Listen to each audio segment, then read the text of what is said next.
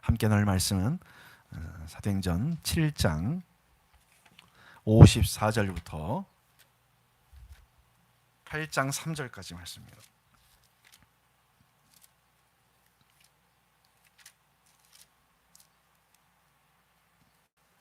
사도행전 7장 54절부터 8장 3절까지 말씀. 개역 개정 성경으로는 199쪽, 200쪽 안에 있을 것 같습니다. 사도행전 7장 54절부터 8장 3절까지 말씀 한 절씩 교도하도록 하겠습니다. 제가 먼저 읽고 여러분들 온라인으로 들으시는 성도들도 함께 봉독했으면 좋겠습니다. 기도합니다. 제가 먼저 읽습니다. 그들이 이 말을 듣고 마음에 찔려 그를 향하여 이를 갈거늘 스데반이 성령 충만하여 하늘을 우러러 주목하여 하나님의 영광과 및 예수께서 하나님 우편에 서신 것을 보고 말하되 보라 하늘이 열리고 인자가 하나님 우편에 서신 것을 보노라 한데 그들이 큰 소리를 지르며 귀를 막고 일제히 그에게 달려들어 성 밖으로 내치고 돌로 칠세 증인들이 옷을 벗어 사울이라 하는 청년의 발 앞에 두니라. 그들이 돌로 스데반을 치니 스데반이 부르짖어 이르되 주 예수여 내 영혼을 받으시옵소서 하고 무릎을 꿇고 크게 불러 이르되 주여 이 죄를 그들에게 돌리지 마옵소서 이 말을 하고 자니라. 죽임을 당을 마땅히 여기니라. 그날에 예루살렘에 있는 교회에 큰 박해가 있어 사도회는 다 유대와 사마리아 모든 땅으로 터지니라. 경건한 사람들이 스데반을 장사하고 위하여 크게 울더라. 다 같이요. 사울이 교회를 잔멸할새 각 집에 들어가 남녀를 끌어다가 옥에 넘기니라. 아멘. 다시 사도행전 말씀을 함께 나누게 되었습니다. 오늘 우리는 초대교회 역사의 중요한 두 사람을 오늘 본문에서 만나게 됩니다. 여러분들이 이미 읽으셨죠? 누구죠, 여러분? 한 사람은 스데반이고 또 한 사람은 사울입니다. 스데반은 교회 역사의 첫 순교자입니다. 사울은 이방인 선교의 선구자이죠. 여기 나오는 사울이 바로 나중에 바울이라는 이름으로, 바울은 헬라식 이름이죠. 똑같습니다. 히브리식으로는 사울이고, 이 두 사람이 같은 시대를 살았고 또 같은 장소에 있었던 적이 있다는 것이 참 놀랍습니다. 그렇죠? 첫 교회의 어떤 태동 무렵에 같이 있었다는 사실 앞에 참 놀라움을 금할 수 없습니다. 그런 의미에서 참 만남이라는 게 참 중요한 것 같습니다. 만남. 누구를 만나느냐.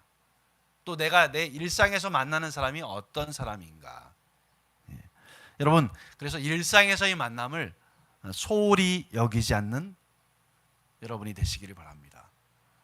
물론 오늘 한번 만나고 다시 못 만날 수도 있어요. 근데 어느 시간에 또 다시 만나게 돼요. 이 참 만남이라는 것이. 세상이 넓은 것 같지만 참 좁습니다. 그래서 우리가 사도행전 6장에서 예루살렘 교회의 첫 번째 일꾼이 세워지는 것을 우리가 보았습니다. 그렇죠? 구제를 위해서 교회 안에서 구제를 효과적으로 감당하기 위해서 일꾼을 세웠었죠. 성령과 지혜가 충만해서 칭찬받는 사람 7명을 선출을 했습니다. 보통 우리가 7집사라고 이렇게 부르죠. 그 가운데 오늘 우리가 만난 스데반이라는 이름이 있죠. 스데반, 빌립, 프로고로, 니가노르, 디몬, 바메나, 니골라라는 이 7사람 가운데 스데반이 있습니다. 여러분, 스데반은 어떤 사람이었을까요? 물론 조금 전에 말씀드린 대로 예루살렘 교회의 7집사 중에 한 사람이었죠. 지혜와 성령이 충만한 사람이었다. 이렇게 분명히 성경은 기록하고 있는데 사도행전 6장 8절에 이 사도행전을 기록한 누가는 이렇게 기록을 하고 있습니다. 세 번역 성경으로 화면에 이렇게 나와 있습니다. 제가 한번 읽을 테니까 눈으로 여러분 읽으십시오. 스데반은 은혜와 능력이 충만해서 백성 가운데서 놀라운 일과 큰 기적을 행하고 있었다. 구제를 위해서 세워진 스데반인데, 이 스데반이 교회 안에서는 그 일을 했지만 백성 가운데 놀라운 일과 큰 기적을 행하고 있었다. 뿐만 아니라 그는 유대인들 지도자들과 성전과 율법에 관한 논쟁을 벌이게 됩니다. 성전의 의미가 무엇인지, 율법의 의미가 무엇인지를 돌려서 말하지 않고 아주 직설적으로 말을 하죠. 그것으로 인해서 그것을 들었던 유대인들이 이 말로는 도저히 이길 수 없게 되자 사람들을, 증인들을 매수해요. 그래서 그를 잡습니다. 잡아서 공회로 끌고 오죠. 공회로 끌고 와서 그에게 발언할 수 있는 기회를 주는데, 너무나 이 상황과 분위기는 사실은 위축될 수밖에 없는 상황이에요. 공회에서 스데반을 주목하고 있으니까 한 70여 명이, 공회원들 70여 명이 스데반을 주목하고 있으니까 얼마나 이거 참 쉽지 않은 일입니까? 그죠? 예. 오늘 이렇게 저도 온라인으로 이렇게 여러분들이 주목하고 있을 걸 생각하면 좀 부담이 되죠. 예배당에서는 예배를 돕기 위해서 최소한의 인원이 지금 예배를 하고 있지만, 근데 전혀 위축되지 않고 스데반은 담대하게 구약을 꿰뚫는 아주 힘 있는 설교를 하게 됩니다. 그 내용이 이제 사도행전 7장의 말씀이에요. 사도행전에 여러 편의 설교, 여러 편의 하나님 말씀을 전하는 내용이 나오죠. 베드로의 설교도 나오고 또 뒤에 보면 이제 바울의 설교들이 많이 나오는데, 베드로와 바울의 설교에 못지않은 아주 통찰력 있는, 구약을 이렇게 관통하는 설교를 스데반이 하게 된단 말이죠. 근데 그 설교를 듣고 그 설교를 듣던 사람들이, 그 자리에 있던 사람들이 마음이 찔렸어요. 왜 마음이 찔렸을까요? 아, 이거 나에게 하는 거 아니야? 나를 나쁜 놈이라고 하는 거 아니야? 뭐 이렇게 생각을 한 것이죠. 예수를 못 박은 나를 비난하고 정죄하는 거 아니야? 이런 마음의 찔림이 있었어요. 이런 마음의 찔림이 있는 가운데서 주여 어떻게 합니까? 내가 어떻게 해야 되겠습니까? 이렇게 회개로 돌아오지 않고 그들이 이를 갈고 결국 스데반을 돌로 쳐 죽여버리죠. 여러분, 스데반이 누구라고 했습니까? 교회의 첫 일꾼이에요. 예루살렘 교회가 처음으로 뽑은 7 집사 중에 한 사람이에요. 선출한 지 그렇게 오래되지 않아서 스데반은 하나님의 부르심을 받게 된 거예요. 참 불꽃 같은 삶을 산 거죠. 아주 정말 단기간에 사명을 그냥 다 해버린 거예요. 예루살렘 교회의 충격이었고 슬픔이었습니다. 근데 바로 그 현장에 누가 있었다고 했습니까, 여러분? 누가 있었어요? 안 들립니다? 사울이 있었습니다. 사울. 스데반 순교에 스데반을 돌로 쳐 죽이는 일의 주동인물이 사울이었습니다. 나중에 그가 이방인을 향한 복음 전도자, 이방인 선교의 선구자가 될 줄 누가 알았겠습니까? 오직 하나님과 주 예수 그리스도만 알고 계셨겠죠. 사울은 거기에 있었고 그는 스데반의 죽음을 아주 마땅하게 여겼다 그랬습니다. 그런데 이것은 박해의 시작일 뿐이었어요. 이 사건을 기점으로 해서 예루살렘 교회에 큰 박해가 시작되었습니다. 그 박해의 첫 대상은 누구였냐면 헬라파 유대인 그리스도인들, 그러니까 이스라엘 그 현재 팔레스타인 지역에 사는 사람이 아니라 유다 본토가 아닌 외국에 사는 유대인으로서 유월절과 오순절을 지키기 위해서 예루살렘에 왔다가 예수님을 믿게 된 사람들, 그들이 1차적인 박해의 대상이었던 거죠. 사도를 비롯한 본토 유대인들은 핍박을 잠시 면했던 것으로 보여지죠. 그러나 예루살렘 교회 교인의 대다수를 차지하고 있었던 이 헬라파 유대인 그리스도인들이 흩어지면서 예루살렘 교회는 큰 위기를 맞게 된 것입니다. 존재 자체가 가능할지 이런 위기에 처하게 된 것입니다. 사랑하는 우리 성도 여러분, 우리 자녀 여러분, 첫 교회, 신약 첫 교회, 주님이 세우신 첫 교회, 예루살렘 교회, 어떤 교회였습니까? 어떤 교회입니까? 최초로 세워진 교회였잖아요. 그죠? 최초로 세워진 이 교회 창립 멤버들은 너무나 쟁쟁한 분들이었어요. 사도들을 비롯한 쟁쟁한 분들이었어요. 예수님과 같이 생활했고 그의 가르침을 직접 들었고 그의 부활을 직접 눈으로 목격한 그런 분들이었습니다. 창립 멤버가 너무나 확실한 그런 교회였던 것이죠. 또 예루살렘 교회는 어떤 교회였어요? 초고속 성장을 한 교회였어요. 오순절 성령이 임하시던 날에 베드로가 설교했을 때 그때 믿고 세례를 받은 사람이 3,000명이 되었다 그랬습니다. 2장 41절에 120명이 모였었는데 하루 만에 3,000명이 모인 교회가 된 거예요. 또 얼마 되지 않아서 베드로가 성전 안에서 구걸하던 안진병이를 일으킨 사건으로 인해서 교회가 다시 폭발적인 또 성장을 합니다. 4장 4절에 보면 남자의 수만 5,000명이 믿게 되었다. 여러분, 그러면 여자들, 아이들 포함하면 뭐 10,000명은 좋게 되는 그런 교인이 돼버린 거죠. 예루살렘 교회가 초대형 교회로 단기간 내에 이루어진 것입니다. 그것뿐인가요? 예루살렘 교회는 파워풀한 교회였어요. 능력 있는 교회였어요. 사도행전 5장 14절에서 16절에 보면 이렇게 기록을 하고 있습니다. 세번역 성경에 한번 보여주시면 좋겠습니다. 사도행전 5장 14절에서 16절 제가 한번 읽어보겠습니다. 우리 여러분도 같이 한번 읽어볼까요? 14절부터 16절 같이 한번 읽어보겠습니다. 시작. 믿는 사람들이 더욱 늘어나면서 주님께로 나오니 남녀 신도들이 큰 무리를 이루게 되었다.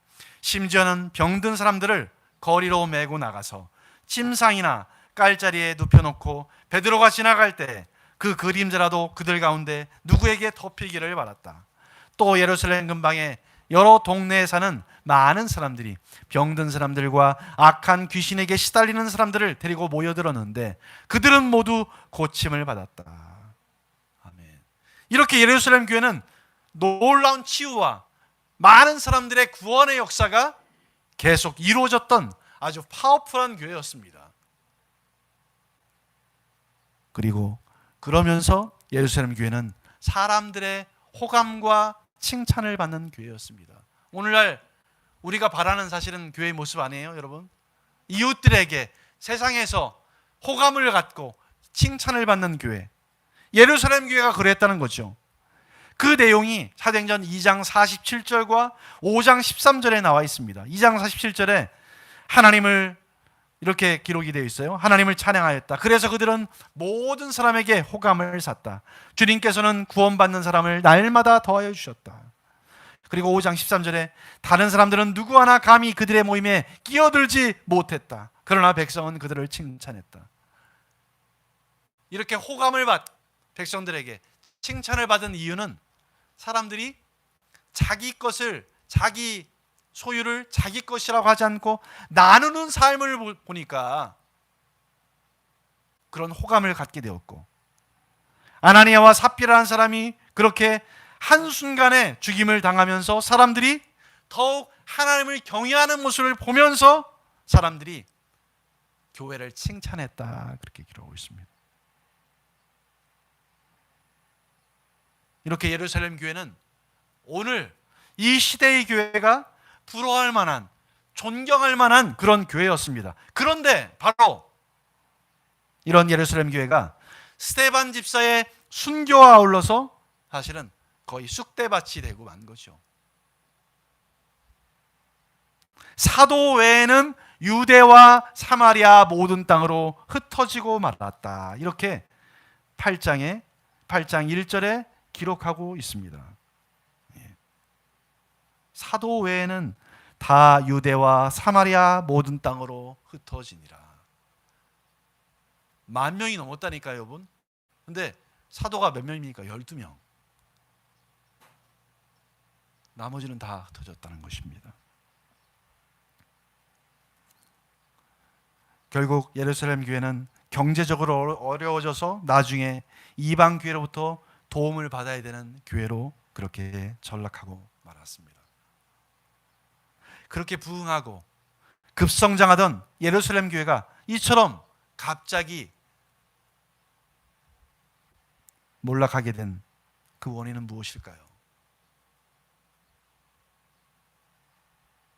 단순히 박해와 핍박 때문일까요?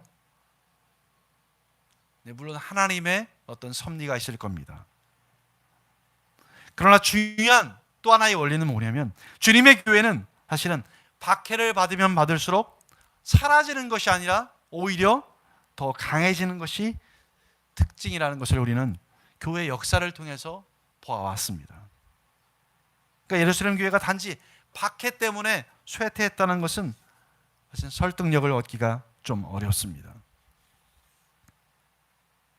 그럼 하나님께서 왜 예루살렘 교회에 스데반의 순교를 시작으로 이런 엄청난 박해를 허락하셨을까요?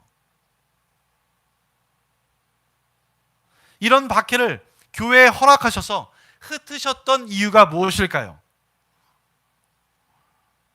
그 하나님의 뜻을 우리가 다 이해할 수는 없습니다. 다 찾을 수는 없습니다. 그러나 적어도 한 가지, 그것은 예수님께서 교회를 세우신 사명과 연관이 있다는 사실을 우리는 찾을 수 있습니다. 여러분, 그 사명이 무엇이었습니까? 사도행전 1장 8절에 예수님이 승천하시면서 주셨던, 제자들에게 주셨던 그 명령과 약속을 여러분 기억하십니까? 세번역 성경으로 사도행전 1장 8절 화면에 나와 있는데 같이 한번 우리 읽어보도록 하겠습니다. 같이 한번 읽겠습니다. 시작. 그러나 성령이 너희에게 내리시면 너희는 능력을 받고 예루살렘과 온 유대와 사마리아에서 그리고 마침내 땅끝까지 이르러 내 증인이 될 것이다. 그렇습니다. 예수님의 약속대로 성령님께서 오셨습니다. 성령님께서 제자들 가운데 내리셨습니다. 예수님의 약속대로 능력을 받았습니다. 치유의 능력이 나타났습니다. 회복의 능력이 나타났습니다. 구원의 능력이 나타났습니다. 놀랍게 성장하는 교회가 되었습니다. 하지만 예수님의 그 증인된 사명, 온 유대와 사마리아와 땅끝까지 나아가는 그 사명, 그 사명을 감당하지 않았다는 사실을 우리는 발견하게 됩니다. 이 사명을 감당하기 위해서 함께 기도하고 우리가 사마리아로, 다른 유대 땅으로 하나님의 사람들을 보냅시다, 이런 모습이 예루살렘 교회 안에서 보여지지가 않습니다. 찾을 수가 없습니다. 나중에 안디옥 교회에서 처음으로 선교사를 파송하는 일이 나타나지 않습니까? 바로 이것이 예루살렘 교회의 문제가 아니었는지 우리는 생각을 해보게 됩니다. 그러므로 하나님 나라의 왕이시고 온 교회의 주인 되신 예수님께서는 당신의 뜻을 이루시기 위해서 예루살렘 교회를 박해를 통해서라도 흩어지게 할 수밖에 없었던 것은 아닐까. 여러분, 정말 하나님께서 예루살렘 교회에 엄청난 박해를 허락하셨습니다. 8장 1절 중반절에 이렇게 기록하고 있습니다. 그날에 예루살렘 교회에 큰 박해가 일어났다.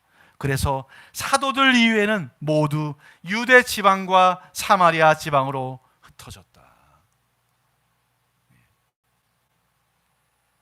교인을 잡는, 결박하는, 구속하는 그 박해가 아주 무섭게 이루어진 거죠. 무섭게.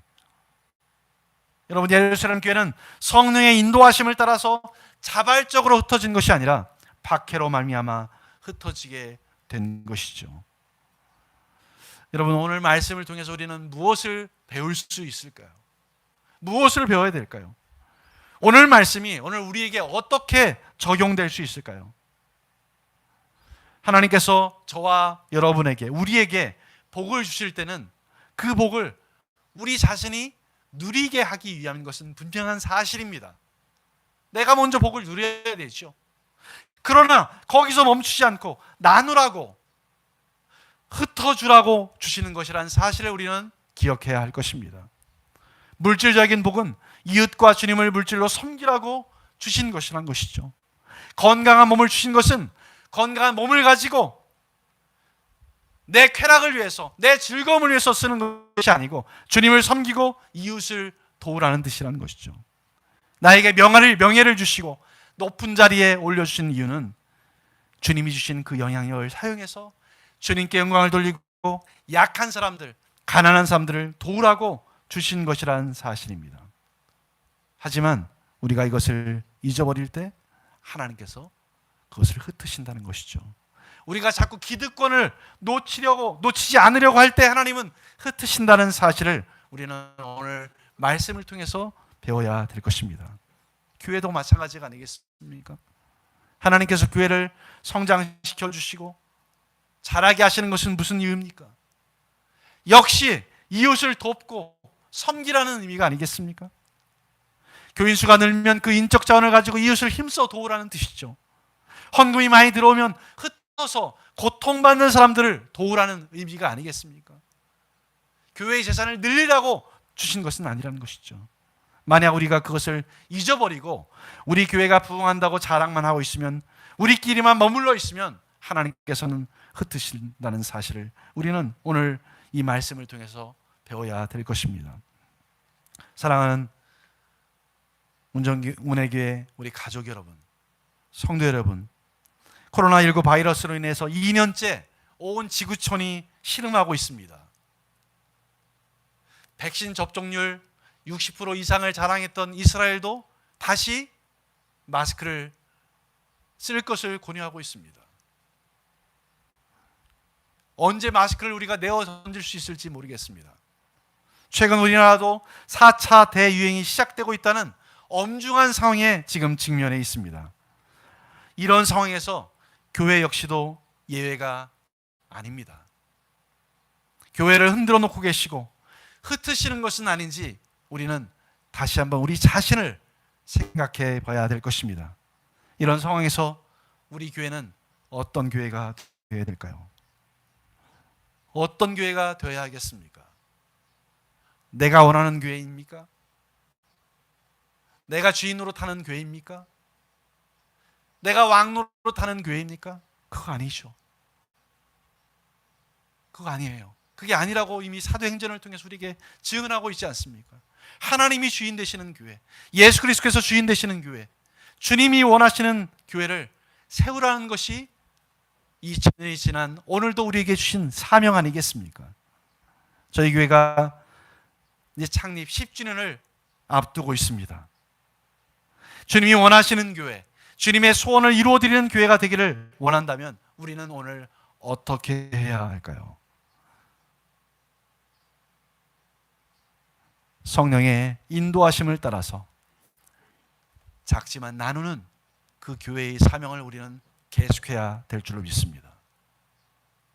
그리스도의 증인의 역할을 충실히 감당하는 교회가 되어야 하는 것입니다. 풍성하게 주시면 흩어주는 교회, 모였다가 즐거이 흩어져서 예수님의 주인 되심을 증언하는 교회가 되어야 하는 것입니다. 우리끼리 좋다고 머물러 있으면 안 됩니다. 계속 우리는 가야 합니다. 우리는 예수님의 증인이 되어야 합니다. 증인된 사명을 감당해야 합니다. 여러분, 오늘 또한 중요한 또 하나의 교훈은 주님이 주신 사명은, 주님이 나에게 주신, 우리에게 주신 사명은 영원하지 않다는 것입니다. 영원하지 않아요. 언제까지 우리가 이 사명을 감당해야 될지 모르는 것이죠. 여러분, 스데반이 교회 일꾼이 되어서 이렇게 빨리 그 사명을 다하고 주님께 갈 줄 누가 알았겠습니까? 자신도 예상하지 못했을지 모르겠습니다. 주님이 허락하신 순간까지 감당하는 것입니다.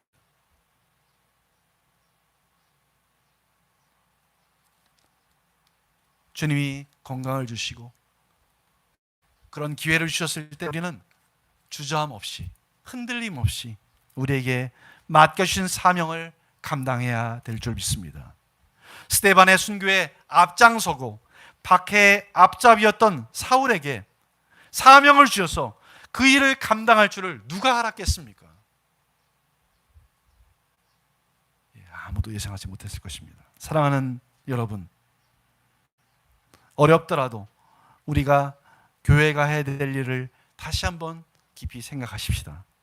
어렵더라도 우리 파송 선교사님 부부와 후원 선교사님들을 돕는 일, 복음을 전하는 일, 가난하고 고통받는 자들을 섬기는 일, 여러분 흔들림 없이 최선을 다해 감당할 수 있도록 마음을 모아주시기 바랍니다. 힘들다고 그냥 쉽게 멈추지 말고 주님이 그만하라고 할 때까지 흩어주고 나눠주는 교회가 될 수 있기를 원합니다. 만약 우리가 그렇게 하지 않으면 예루살렘 교회처럼 하나님께서 어려움을 주셔서 흩으실지도 모르는 것이 교회의 현 주소입니다.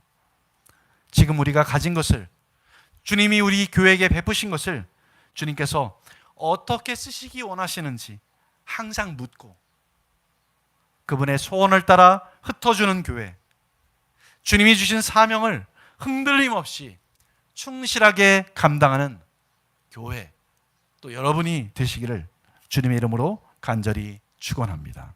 기도하겠습니다. 사랑하는 주님, 오늘 또 이렇게 하나님의 자녀들이 하나님 아버지 앞에서 감사하며 하나님의 말씀을 들을 수 있는 귀한 시간 우리에게 허락하신 것을 감사합니다.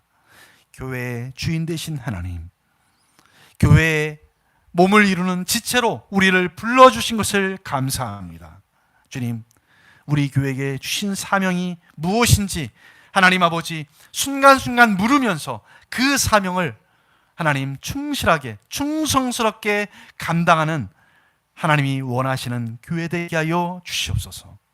우리가 가진 것을, 또 우리 교회에게 베푸신 것을 주님이 어떻게 쓰기 원하시는지 묻고 그분의 뜻을 따라 흩어주는 교회, 나누는 교회, 예수님의 증인이 되는 사명 감당하는 교회 되도록 우리를 주님 인도하여 주시옵소서. 감사를 드립니다.